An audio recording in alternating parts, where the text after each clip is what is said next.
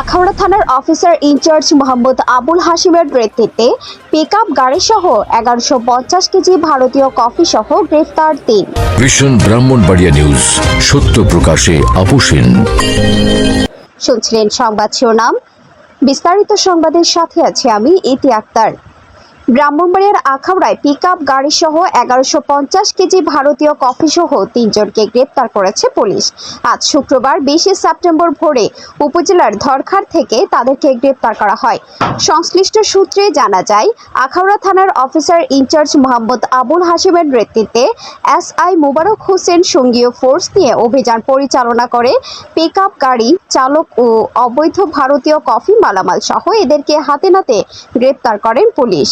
গ্রেপ্তারকৃতরা হলেন কসবা উপজেলার হাড়িয়াবহ গ্রামের শামসু মিয়ার ছেলে কাউসার মিয়া ৪০, বড়টোবার কুদ্দুস মিয়ার ছেলে আবু কালাম ৪২, ধ্বজনগর গ্রামের নুরু মিয়ার ছেলে সেলিম মিয়া ৫৫।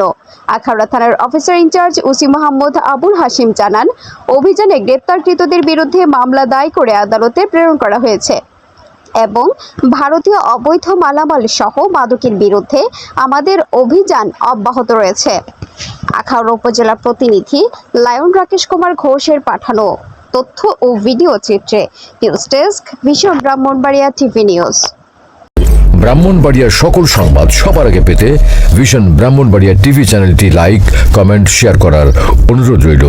ধন্যবাদ।